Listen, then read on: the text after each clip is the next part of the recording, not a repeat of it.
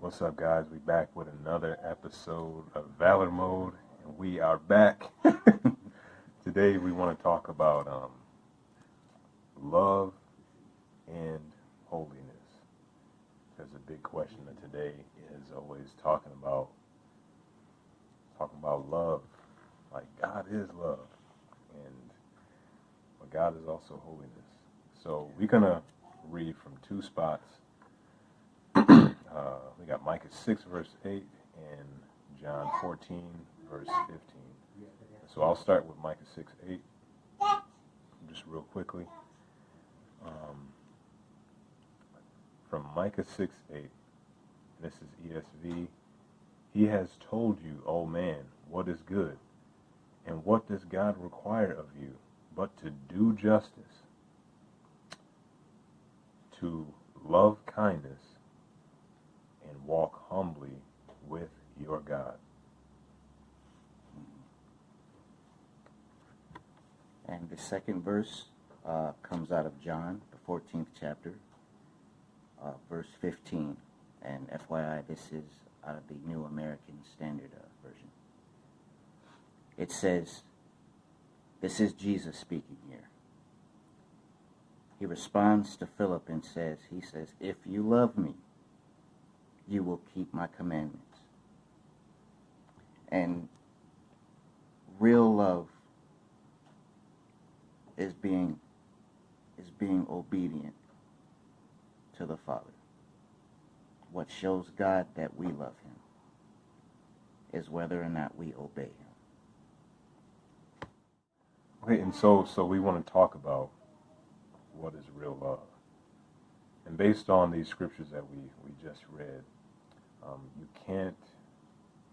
can't really have real love for somebody or for God without also having discipline or without having justice. And before I go into like practical illustrations or whatever, I kind of just want to focus right now on Christ.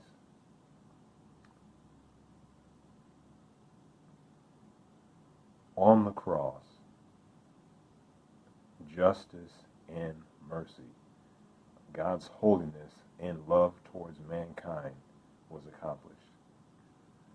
Amen. Christ, by his love and kindness, took on the sin of mankind. He bore the punishment that all of us deserve, as we deserve to be. Justin and I, we deserve to be punished. We deserve to be destroyed because of our sin. God is holy, infinitely holy. And we have broken a law against the highest court in the universe. And so Jesus, by his love and kindness, has taken that punishment. And so then,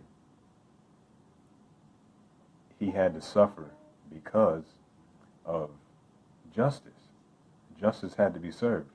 And that is not love if we don't take care of the law, the offenses that have been broken.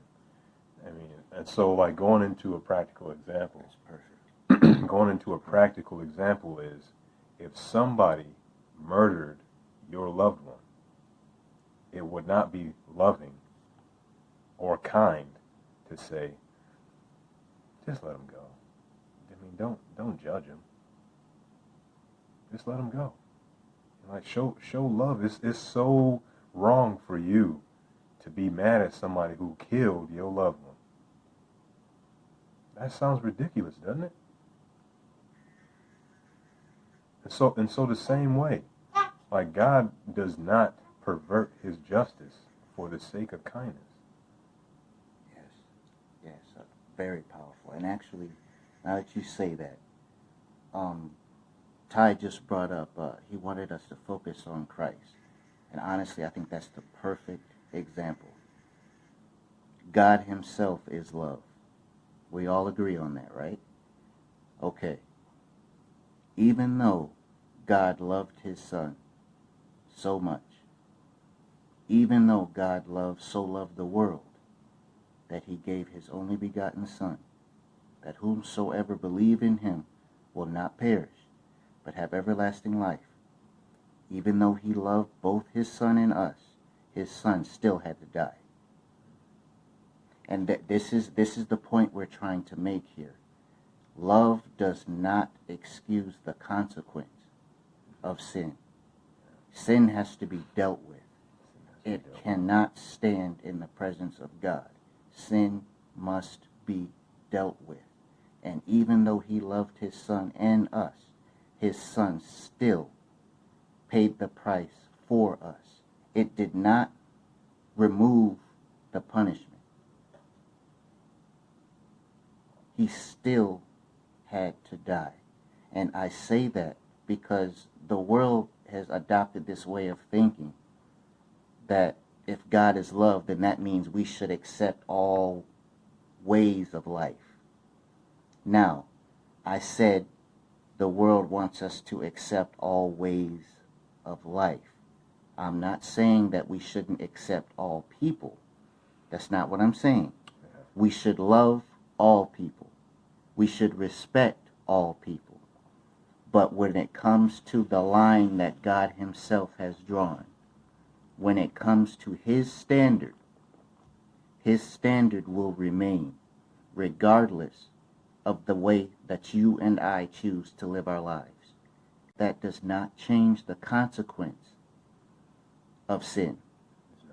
He has already laid out the consequence. Is God love? Yes, he is. Is he forgiving? Yes, he is. The point we're making here is that he means what he says. Justice will be done.